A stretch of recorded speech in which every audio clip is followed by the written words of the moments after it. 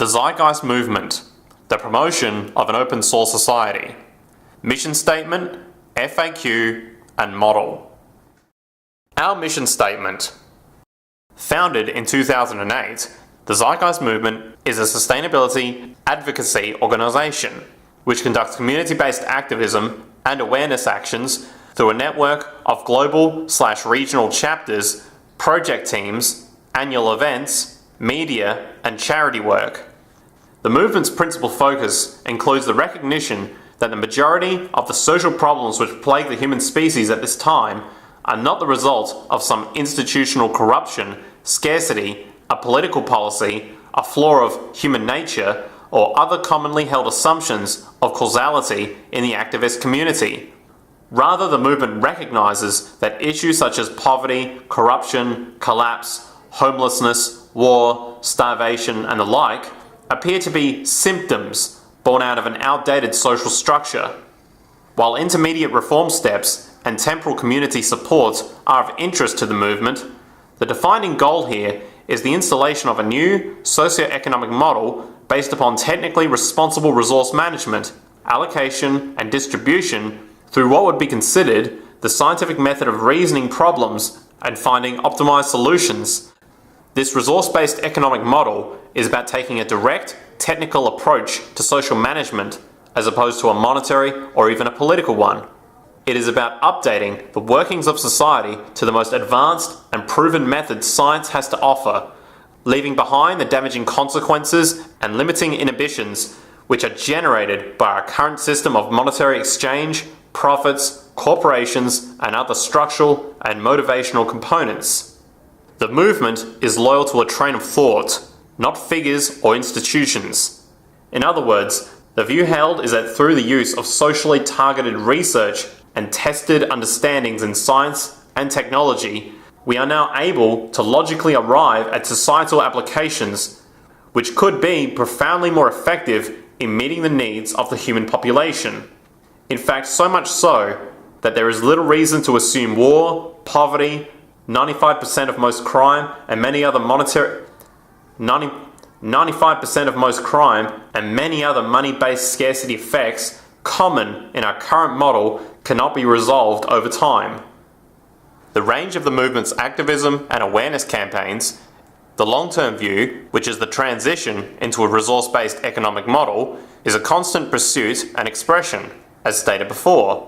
However, in the path to get there, the movement also recognizes the need for transitional reform techniques along with direct community support.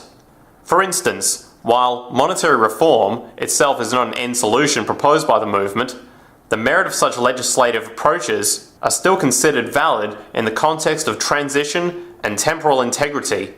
Likewise, while food and clothes drives and other supportive projects to help those in need today is also not considered a long-term solution, it is still also considered valid in the context of helping others in a time of need, while also drawing awareness of the principal goal. The Zeitgeist Movement has no allegiance to a country or traditional political platforms. It views the world as a single system and the human species as a single family, and recognizes that all countries must disarm and learn to share resources and ideas if we expect to survive in the long run. Hence, the solutions arrived at and promoted are in the interest to help everyone on the planet Earth, not a select group. Frequently asked questions. What is the basic structure of the movement? The movement's structure is comprised of volunteers creating a global communications network for activism that is focused on the educational imperatives of a new socio-economic model referred to as a natural law resource-based economy.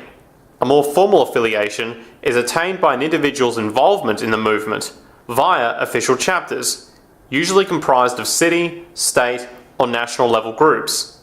While the movement is global, chapters are what comprise the local, on-the-ground presence of the Zeitgeist Movement in their respective community or region. Member. The term member generally refers to a person that is active in an official TZM chapter or otherwise supports the movement at large. If a chapter does not exist in your respective region, you may wish to start one. Contact us and let us know. Advocate. Many people support the movement through personal, self-directed activities, whether it be through media content creation, public speaking, charity work, social media, and more. There are many ways an individual may engage in their own personal actions without the need for formal chapter affiliation. How does TZM view our major social problems today? TZM is different from most activist communities and political/social movements. In the world today, due to the way we view the majority of the social problems and their causes, we see it as structural. In short, the socio-economic system itself is regarded as the root cause of persistent negative societal outcomes, with human behaviour and its resulting effects. Corruption, pollution, wars, waste, exploitation, and hence distortion of values in psychology seen as symptoms of this fundamental root source. Which current issues does the movement focus on? General observations.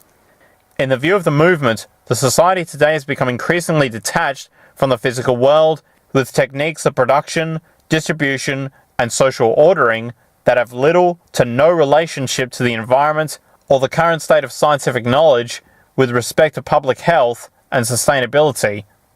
Cyclical consumption. For instance, our use of a profit-based, growth-driven monetary system has become one of the greatest destroyers of the natural world and sustainable human values. The entire global economy requires cyclical consumption to operate, which means that money must constantly be circulating. Thus, new goods and services must be constantly introduced, regardless of the state of the environment and actual human necessity. This perpetual approach has a fatal flaw, for resources as we know it are simply not infinite. Resources are finite, and the Earth is essentially a closed system. To assume the need for constant consumption to keep people employed, and hence the market system going, is ecocidal on a finite planet. The true goal of an economy, by definition, is to strategically preserve and create efficiency. The system today demands the opposite. Infinite growth. The monetary market model is based upon money being treated as a commodity and its origination from debt sold for interest income. This is a Ponzi scheme. Each time this commodity, money, is sold, bank loans, it needs to be paid back, debt, with more money charged as a fee for profit, interest. The problem is that the interest value required to settle the debt does not exist in the money supply outright. In other words, bankruptcy and default are not byproducts, they are inevitable, and there is always more debt outstanding than money in existence. This creates a severe, offset monetary scarcity that oppresses many people on many levels. The value of scarcity. Likewise, the intents inherent within the monetary system derive a strategic edge from scarcity. This means that depleted resources are actually a positive thing for industry in the short term, for more money can be made of each respective unit. This is contextual to the monetary law of supply and demand, and hence value in economics. It creates a perverse reinforcement to ignore environmental problems and the negative consequences that create scarcity, not to mention reinforcing technically unnecessary human deprivation. This system does not/cannot meet the needs of many because it isn't financially efficient to do so. Problem/inefficiency equals profit. Similarly, the system also requires problems/constant consumer interests in order to work. The more people who have cancer or cars that break down, the better the economy, due to the servicing of those problems. Needless to say, it also generates an inherent disregard for human well-being and the environment. Sustainability, efficiency, and preservation are the enemies of this model. Cost efficiency and irresponsible obsolescence.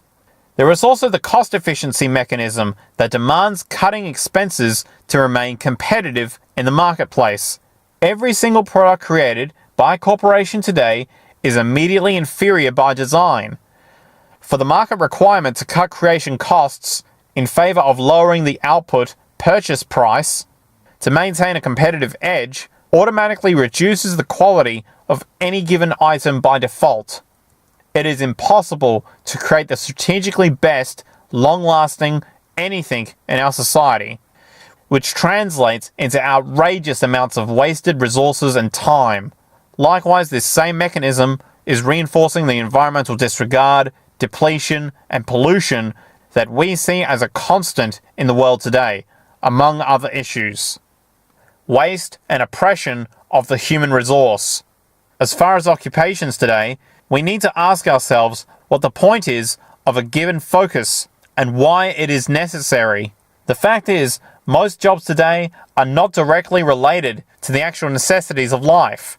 Rather, most are artificial concoctions created in order to keep people employed so they can maintain purchasing power in an environment where our technology continues to expand exponentially, displacing humans from the production force. It is a common statement in politics today to hear about creating jobs. Well, in theory, an occupation could be created where people are paid to sit in a room and test chewing gum all day, every day. But is that a viable use of the human mind? Should we relegate our mental capacity to any so-called job due to mere economic reasons, regardless of what it actually contributes to personal and or social development? This becomes even more bizarre as a train of reason when we realize that mechanization not only frees us from labor, but it is actually more efficient and productive due to the exponential advancement of science and technology. On a different level, the very reality that each human being is required to be put in a position of servitude to a corporation or client in order to gain income, to purchase the necessities of life, not only perpetuates the waste of the human mind and human life, it is also a form of oppression, slavery. If we combine the aforementioned infinite growth point above, regarding the debt pressure that is built into this system, we see that the combination of the guaranteed debt imbalance and the requirement to submit to labour, regardless of its purpose/effect, in order to gain monetary income to survival, is a structural form of oppression against the lower classes, who hold most of the debt and need for more periodic income. As noted, advancements in science and technology have shown that we can automate a great deal. The more we have applied mechanization to labour, the more productive things have become. Therefore, it is not only negligent for us to waste our lives waiting tables, working at a bus station, fixing cars, or other repetitive, monotonous jobs, it is also entirely irresponsible for us not to apply modern mechanization techniques to all industries where it is possible. For apart from strategic resource management, this is a powerful way to achieve balance and abundance for all the world's people, thus reducing crime, generating imbalances. The fact is, the market system cannot maintain itself with any viable integrity anymore, for corporations will continue to save money through automation, displacing human labor, which also displaces purchasing power, continuing the inevitable loss of growth that defines this system. In the end, today's society now has access to highly advanced technologies that can easily provide more than enough for all the Earth's people. This is possible through the implementation of an economy based on scientific resource management and applying modern methods. This is the purpose of the zeitgeist movement, to create a global awareness, to thus transition into a new, sustainable direction for humanity as a whole. How does TZM view the solutions to our major social problems today? It appears that most solutions offered in the world today are framed within the current social order of monetary practice. For example, there are over 1 billion people starving in the world tend to utilize money in some fashion to enable the resources needed. TZM takes a very different view. Rather than take each problem on a per-case basis and work to solve that problem within the confines of the customarily accepted system, a system that might, in fact, be creating the problem itself, TZM steps back to consider the inherent logic of the issues themselves and how they relate to the emerging scientific benchmark with respect to the scientific method, which tends to go outside of social tradition and custom. In the case of 1 billion people starving, the solution does not rest with the need for more donations, more governmental subsidies, or even legislation to limit possible causal abuse and exploitation of such regions, as those are not direct solutions since they do not relate to the mechanics of survival. Rather, they relate and intermediate with the current social customs. The real issue, and hence logic, is technical, not political or financial. Starvation is a technical problem. When clean, life-supporting resources are not made available to a certain region for some reason, the question is then asked, is there an empirical, environmental restriction which is making those resources unavailable? The answer today is clearly no. It is well noted by the WHO and others that there is plenty of food being produced in the world to feed everyone, and we also have clear technical means to also desalinate and clean polluted water to make it safe for drinking. This can be done on an industrial scale. The financial approach clearly has an inherent flaw which is not enabling these basic life-supporting attributes and resources to be made available to 1 billion people. It is economically inefficient when considering the true sense of the definition of economics. The technical approach, which proves that these things are indeed possible, when no one would ever have to starve, says, if it is possible to do it, then we need to simply figure out a new way to do it and bypass the current social custom if need be. As is common within much of the zeitgeist movement materials, we see the financial structure as a whole as being a foundational cause of most of the world's issues, with the technical reality of what is possible as an approach to the solution. It is based upon scientific causality, not financial causality. In a world of extreme advancement in information and mechanical technology, the great realization is that we can do much more than ever to meet the needs of the human population, along with generating a logic where most of the environmental and social issues we face today could be gone tomorrow, if we simply applied our updated understandings now. How is the zeitgeist movement organized? While you may find lecturers, chapter coordinators, and other notable members in TZM, all participation is voluntary, with supporters and advocates acting independently as individuals while adhering to a simple set of guidelines. The intention is to create an equally advanced level of understanding within each community so that TZM advocates can take strides on their own. The chapter structure is viewed as holographic, meaning that the integrity and understanding of each regional group mirrors that of the other. In the view of the movement, there is nothing more powerful than a group of people who share an idea and can each logically deduce in tandem a sympathetic method of conduct worldwide. Who funds the zeitgeist movement? Chapters operate on a volunteer basis. Most of the time, it is the members themselves that donate personal resources or financial help on a per-project basis to accomplish activism or cover the cost of materials, etc. As of 2016, an all-volunteer, non-profit 501c3 was founded in California, USA, to help with high ongoing costs on a global level, such as website infrastructure, printed materials, and costs associated with global event days such as Z Day. What is Zeitgeist Day? Zeitgeist Day, or Z Day for short, is a global annual event day which occurs in the middle of March each year. The goal is to increase public awareness of the zeitgeist movement. The first official Z Day took place in 2009. These events were well documented by news agencies across the world, including the New York Times in America. An archive list of those events can be found on the zdayglobal.org site. The 2010 Z Day had 330 sympathetic events occur in over 70 countries worldwide. These events were also well documented by news agencies across the world, including the Huffington Post in America.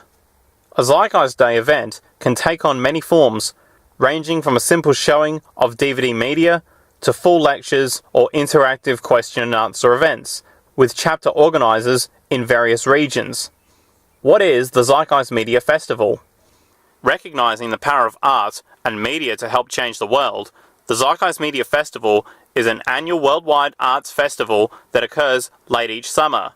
The idea is to engage in the artistic community and their power to change values. It proposes that needed changes in the structural/economic workings of society can only manifest in tandem with a personal/social transformation of values in each of us. While intellectual knowledge serves its role of showing the path, many in the world follow their feelings, not knowledge. The Zeitgeist Media Festival works to bridge those levels while also illuminating a focus where improving the world is no longer considered a fringe or even dangerous pursuit, but rather the highest and most honourable level of personal/social integrity we have.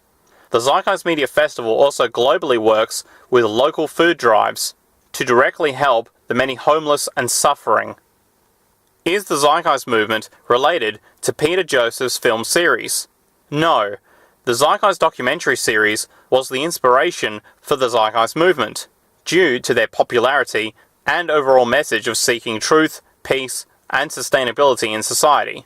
While the word Zeitgeist is associated with Peter Joseph's film series, Zeitgeist the Movie, Zeitgeist Addendum, and Zeitgeist Moving Forward, these films are personal artistic expressions of the filmmaker himself, with the call to found a global movement at the end of the documentary Zeitgeist Addendum.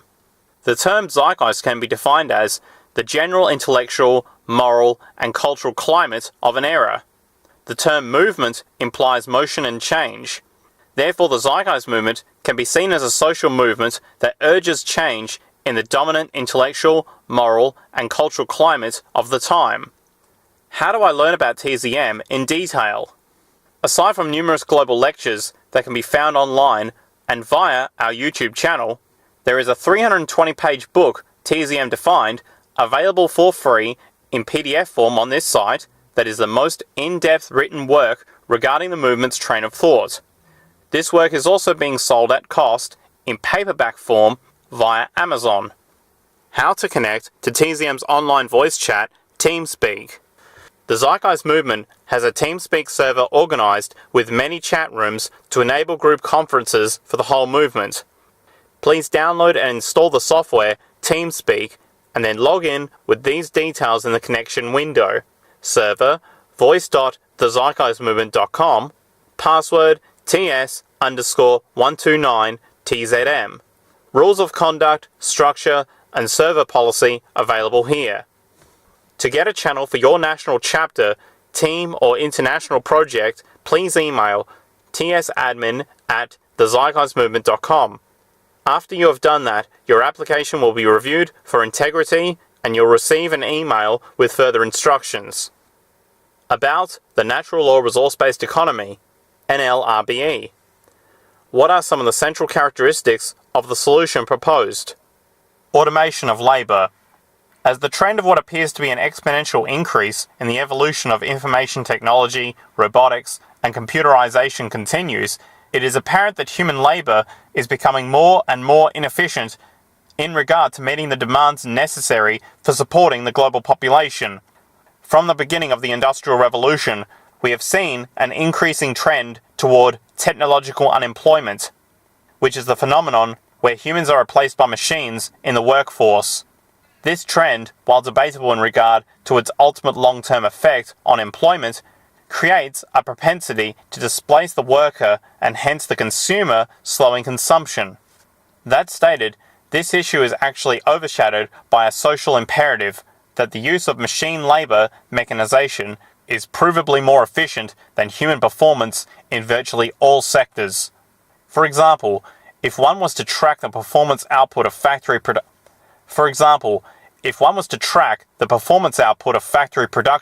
within the US steel industry for the past 200 years, we find that not only do less than 5% of the workforce now work in such factories, the efficiency and output capacities have increased substantially. The trend, in fact, now shows that employment is inverse to productivity. The more mechanization occurs, the more productive an industry becomes. Today, there are repetitive occupations which simply do not need to exist, given the state of automation and computerization, cybernation. Not only would mechanization in these areas reduce the mundane burden and allow more free time for people, it would also, more importantly, increase productivity. Machines do not need breaks, vacations, sleep, etc. The use of mechanization on its own. The use of mechanization on its own means to create many forms of abundance on this planet, from food to physical goods. However, to do this, the traditional labour system we have simply cannot exist. The reality is that our labour for income system is stifling progress in its requirement to keep people working for the sake of economic stability. We are reaching a stage where the efficiency of automation is overriding and making obsolete the system of labour for income. This trend shows no sign of slowing, especially in regard to the now dominant service industry, which is increasingly being automated in the form of kiosks, robotics, and other forms. Likewise, due to the phenomena related in Moore's law and the growing in expense of computers and machines, it is likely that it is simply a matter of time before corporations simply can no longer rationalize keeping human labor anymore, as the automation systems will become too cheap. Of course, this is a paradoxical market phenomenon, called by some theorists as the contradiction of capitalism, for it is in effect removing the consumer, laborer, itself, and hence reducing consumption. Apart from those issues, it is also important to consider human labor contributions based on social relevance, not monetary gain. In an RBE, there would be no reason to have occupations such as banking, trading, insurance, cashiers, brokers, advertising, or anything related to the governance of money. All human actions in the form of institutionalized labor should also have the highest social return. There is no logic in wasting resources, time, and energy on operations that do not have a direct and tangible function. This adjustment alone would remove millions of jobs, for the idea of working for money as a purpose would no longer exist. In turn, all the poor demographic, shoddy goods, vanity items, and culturally contrived creations designed to influence people for reasons of status, for the sole sake of profit, would also no longer exist, saving countless amounts of time and resources. One final note on this issue. Some hear this and they assume that this voids the communicative arts and personal and social expression as far as painting, sculpture, music, and the like. No. These mediums of expression will likely thrive like never before, for the amount of free time made available to people will permit a renaissance of creativity and invention, along with community and social capital. The elimination of the burden of labor obligation will also reduce stress and create a more amiable culture.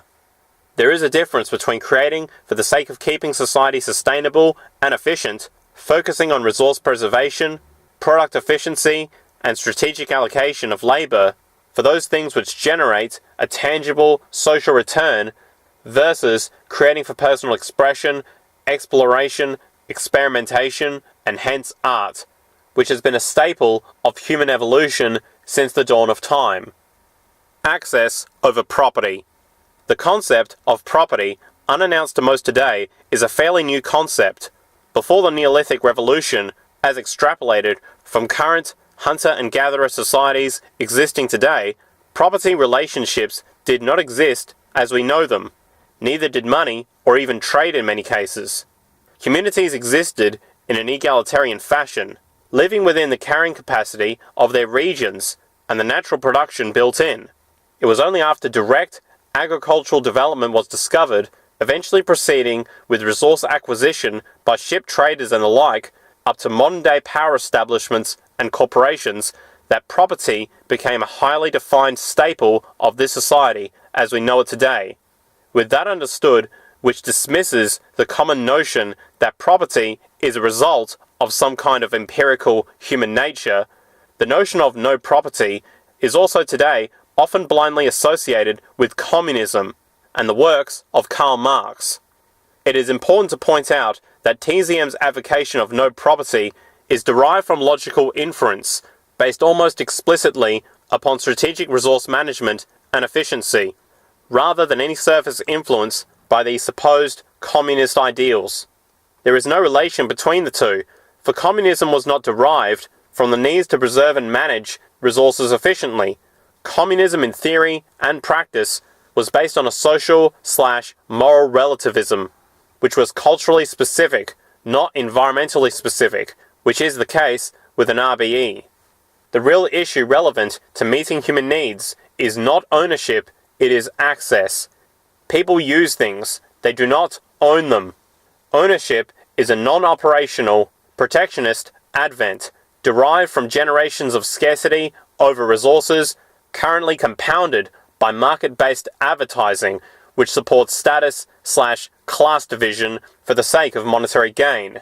To put it another way, ownership is a form of controlled restriction, both physically and ideologically. Property as a system of controlled restriction, coupled with the monetary value inherent, and hence the market consequences, is unsustainable, limiting, and impractical.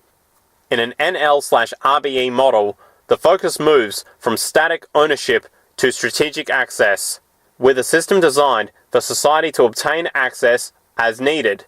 For example, rather than owning various forms of recreational sporting equipment, access centers are set up, typically in regions where such actions occur, where a person simply checks out the equipment, uses it for as long as they want, and then returns it. This library type arrangement can be applied to virtually any type of human need.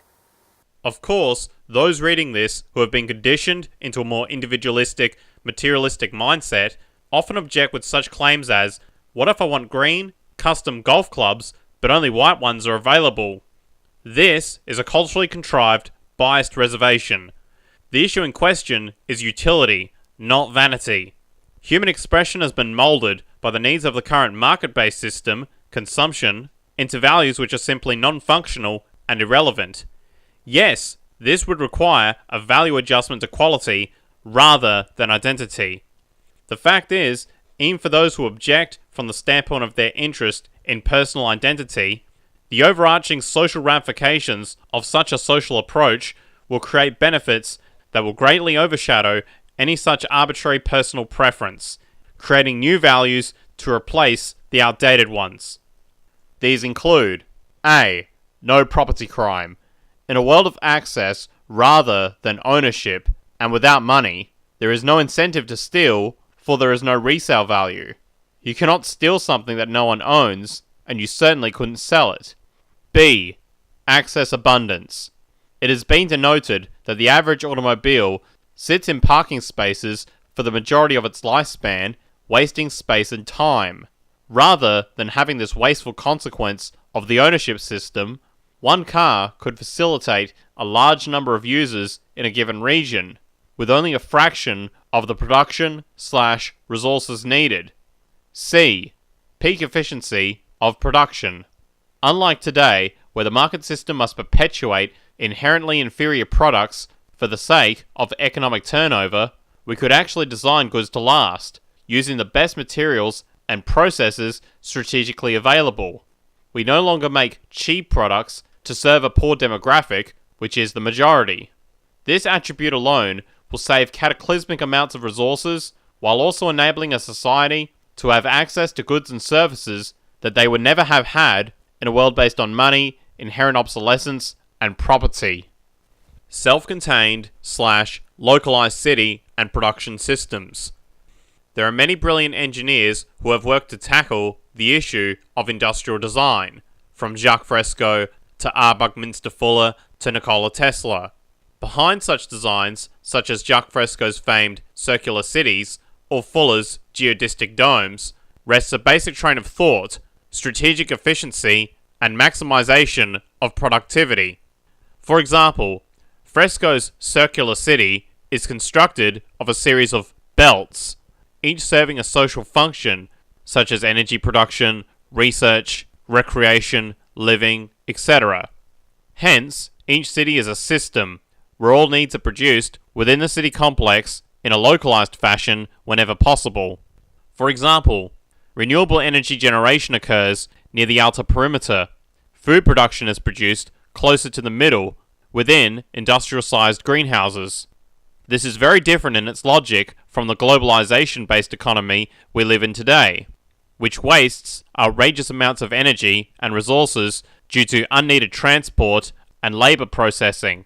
Likewise, transportation within the circular cities is strategically created to eliminate the use of detached automobiles, except for rare cases such as emergency vehicles.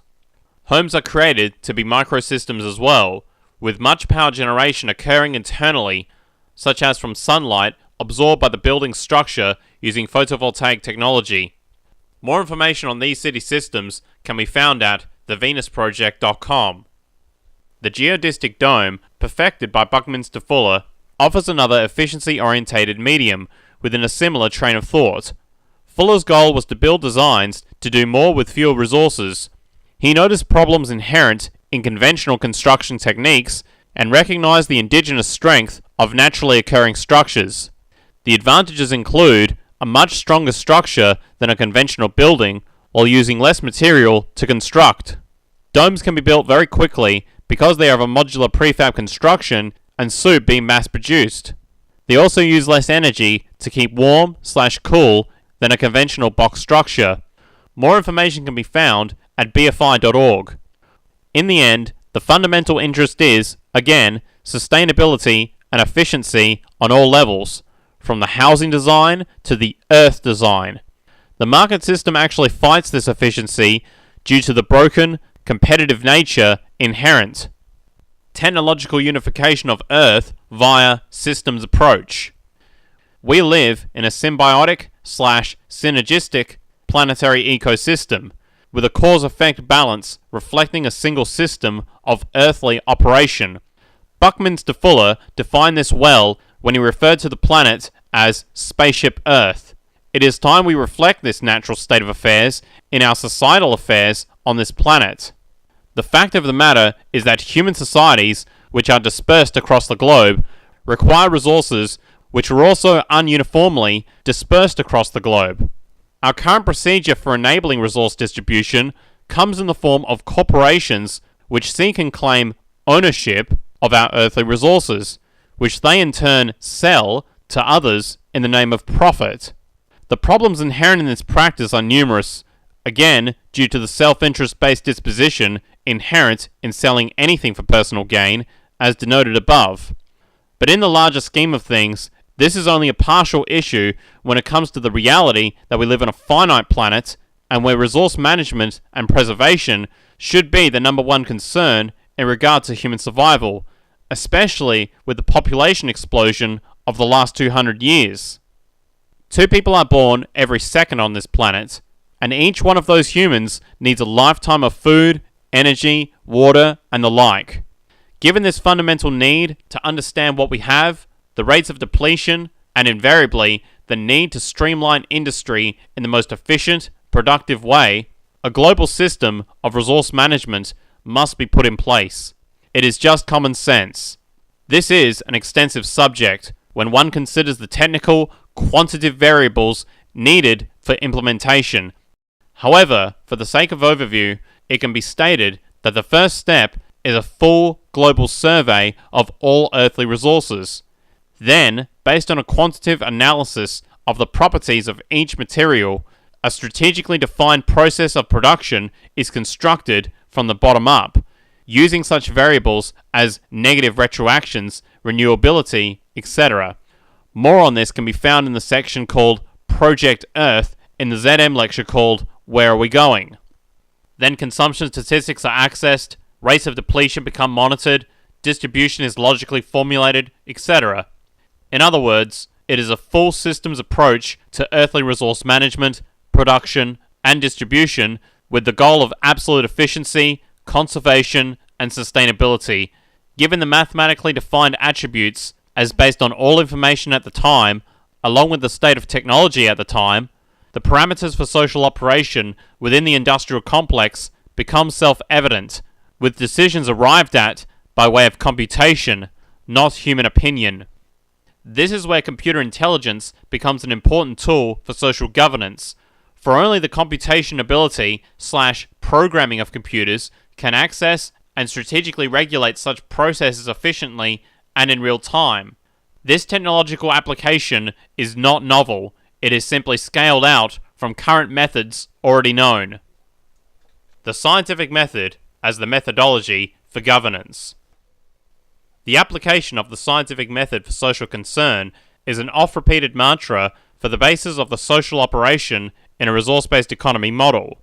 While the obviousness of this in regard to industry is simple enough to understand, it is important to also realize its value in regard to human behavior. Science, historically speaking, has often been derailed as a cold, restrictive discipline, reserved for the sake of mere technology and invention. Little regard seems to be currently given to its use in the understanding of human behavior. Superstitious thought, which has been powerfully dominant in human evolution, has worked on the basis that the human being was somehow detached from the physical world. We have souls, spirits, we are divine, we are related/guided by an all-seeing, all-knowing, controlling God, etc. Conversely, yet oddly similar, there is an argument that humans have free will in their decisions, and that we have an open ability to choose our actions, absent of the influence of our environment or even education. Now, while the vastness of the prior two statements, and many reading those who could find numerous cultural arguments to claim the contrary, this doesn't change the basic reality that we humans have historically liked to think that we are special and unique from the rest of the organisms and natural phenomena around us. However, as time has gone on, it has become increasingly obvious that we are not special, and that there is no such thing as special in the natural world, for everything is special based on the uniqueness of all organisms. There is no reason to assume the human being is any more important or intrinsically different or special than a mole, a tree, an ant, a leaf, or a cancer cell.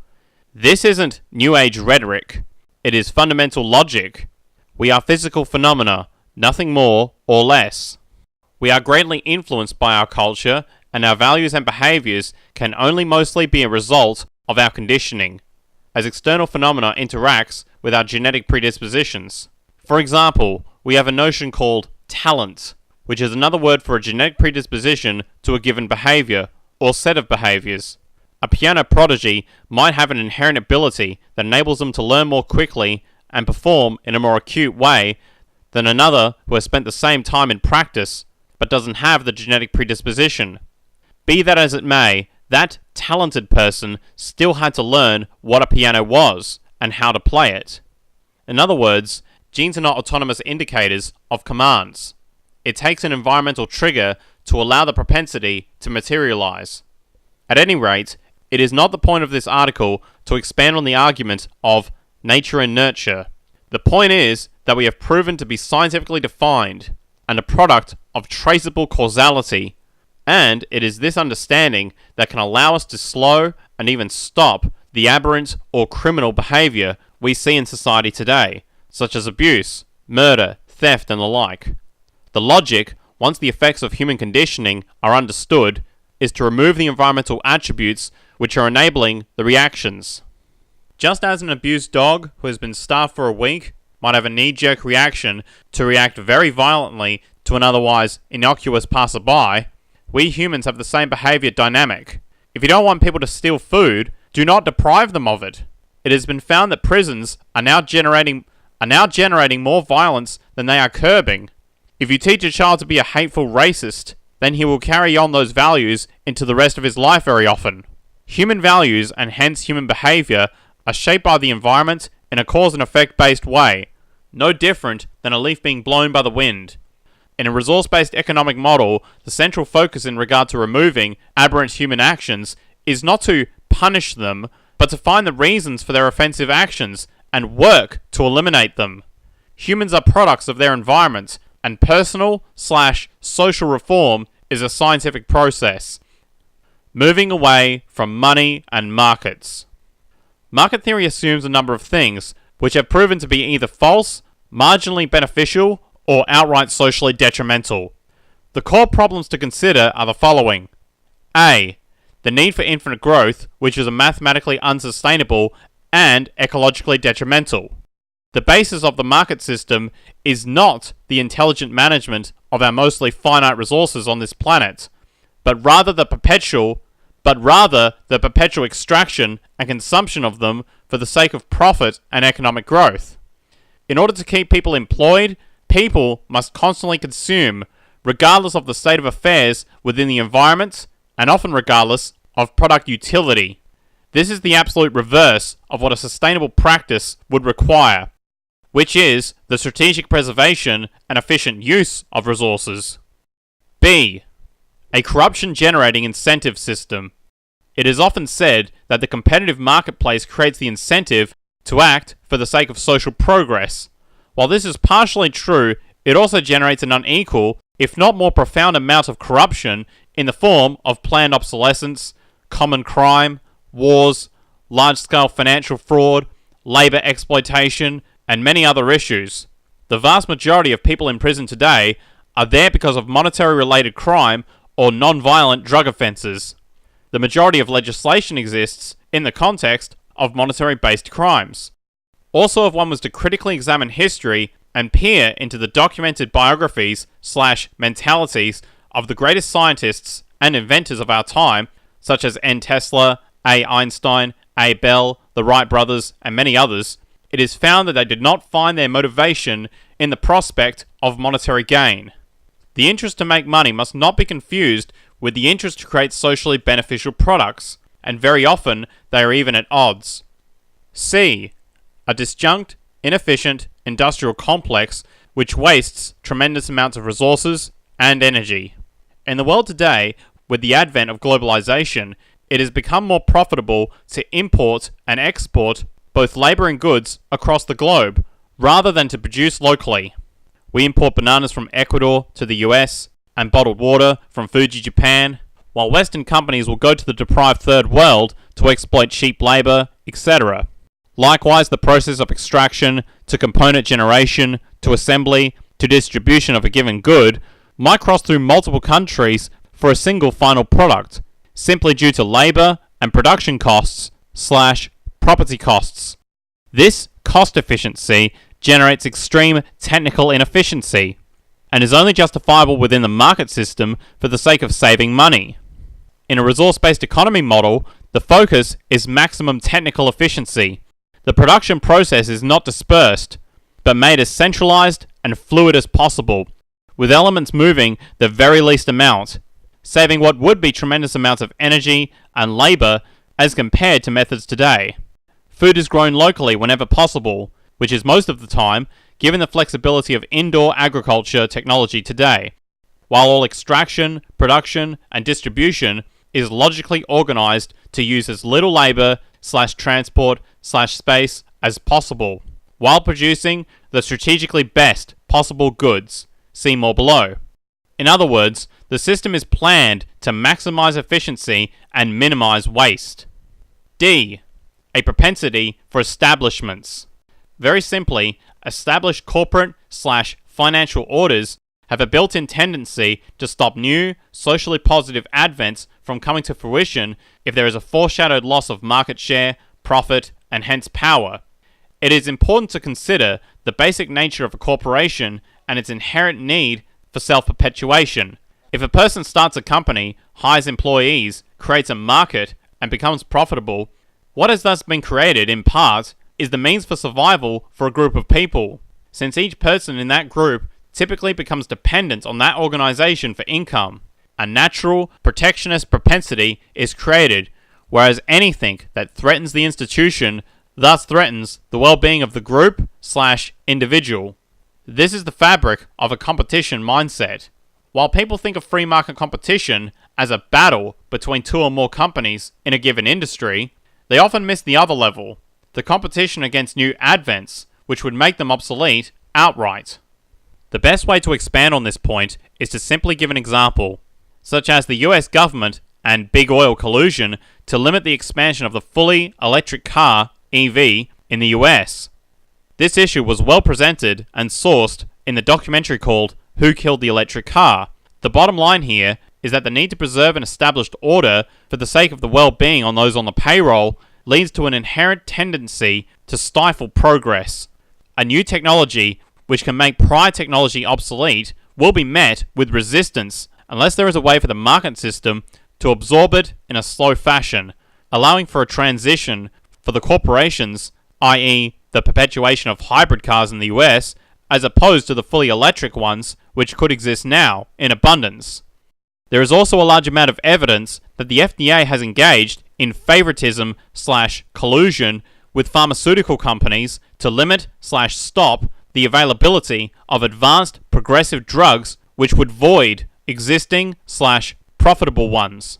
In a resource-based economy, there is nothing to hold back development/implementation of anything. If safe and useful, it would immediately be implemented into society with no monetary institution to thwart the change due to their self-preserving monetary nature. E. An inherent obsolescence which creates inferior products immediately due to the need to stay competitive. This little recognized attribute of production is another example of the waste which is created in the market system. It is bad enough that multiple companies constantly duplicate each other's items in an attempt to make their variations more interesting for the sake of public consumption, but a more wasteful reality is that due to the competitive basis of the system, it is a mathematical certainty that every good produced is immediately inferior the moment it is created, due to the need to cut the initial cost basis of production and hence stay competitive against another company, which is doing the exact same thing for the same reason.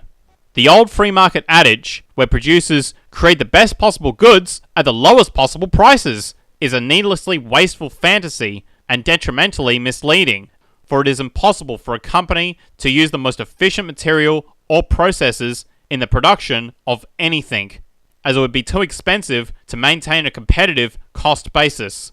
They very simply cannot make the strategically best physically. It is mathematically impossible. If they did, no one would buy it, for it would be unaffordable due to the values inherent in the high quality materials and methods. Remember, people buy what they can afford to. Every person on this planet has a built-in limit of affordability in the monetary system. So, this generates a feedback loop of constant waste via inferior production to meet inferior demand. In a resource-based economic model, goods are created to last, with the expansion and updating of certain goods built directly into their design, and with recycling strategically accessed as well, limiting waste. You will notice the term strategically best was used in the statement above. This qualification means that goods are created with respect to the state of affairs of planetary resources, with the quality of materials used based on an equation taking into account all relevant attributes, rates of depletion, negative retroactions, and the like. In other words, we would not blindly use titanium for, say, every single computer enclosure made, just because it might be the strongest materials for the job. That narrow practice could lead to depletion. Rather, there would be a gradient of material quality which would be accessed through analysis of relevant attributes, such as comparable resources, rates of natural obsolescence for a given item, statistical usage in the community, etc. These properties and relationships could be accessed through programming, with the most strategically viable solution computed and output in real time. It is a mere issue of calculation. F. A propensity for monopoly and cartel due to the basic motivation of growth and increased market share. This is a point that economic theorists will often deny under the assumption that open competition is self-regulating, and that monopolies and cartels are extremely rare anomalies in a free market system. This invisible hand assumption holds little validity historically, not to mention the outstanding legislation around this issue which proves its infeasibility. In America, there have been numerous monopolies, such as Standard Oil and Microsoft. Cartels, which are essentially monopolies by way of collusion between the largest competitors in an industry, are also present to this day, although perhaps less obvious to the casual observer. In any case, the free market itself does not resolve these issues. It always takes the government to step in and break up the monopolies. The more important point is that in an economy based on growth, it is only natural for a corporation to want to expand and hence dominate. After all, that is the basis of economic stability in the modern world: expansion. Expansion of any corporation always gravitates toward monopoly or cartel, For, again, the basic drive of competition is to outdo your competitor. In other words, monopoly and cartel are absolutely natural in the competitive system. In fact, it is inevitable. For again, the very basis is to seek dominance over market share. The true detriment of this reality goes back to the point above, the inherent propensity for an establishment to preserve its institution. If a medical cartel is influencing the FDA, then new ideas which void that cartel's income sources will often be fought, regardless of the social benefits being thwarted. G. The market system is driven, in part, by scarcity. The less there is of something, the more money that can be generated in the short term. This sets up a propensity for corporations to limit availability, and hence deny production abundance. It is simply against the very nature of what drives demand and creates abundance. The Kimberley diamond mines in Africa have been documented in the past to burn diamonds in order to keep prices high. Diamonds are rare resources which take billions of years to create. This is nothing but problematic. The world we live in should be based on the interest to generate an abundance for the world's people, along with strategic preservation and streamlined methods to enable that abundance. This is the central reason why, as of 2010, there are over 1 billion people starving on the planet. It has nothing to do with an inability to produce food, and everything having to do with an inherent need to create/preserve scarcity for the sake of short-term profits. Abundance, efficiency, and sustainability are, very simply, the enemies of profit. This scarcity logic also applies to the quality of goods. The idea of creating something that could last, say, a lifetime with little repair is an anathema to the market system, for it reduces consumption rates, which slows and creates systemic repercussions, loss of jobs, etc. The scarcity attribute of the market system is nothing but detrimental for these reasons. Not to mention that it doesn't even serve the role of efficient resource preservation, which is also claimed. While supply and demand dictates that the less there is of something, the more it will be valued, and hence the increased value will limit consumption, reducing the possibility of running out, the incentive to create scarcity, coupled with the inherent short-term reward which results from scarcity-driven base prices, nullifies the idea that this enables strategic preservation. We will likely never run out of oil in the current market system. Rather, the prices will become so high that no one can afford it, while those corporations who own the remaining oil will make a great deal of money off of the scarcity, regardless of the long-term social ramifications. In other words, remaining scarce resources existing in such high economic value that it limits their consumption is not to be confused with preservation that is functional and strategic. True strategic preservation can only come from the direct management of the resource in question in regard to the most efficient technical applications of the resource in industry itself, not arbitrary service price relationships absent of rational allocation.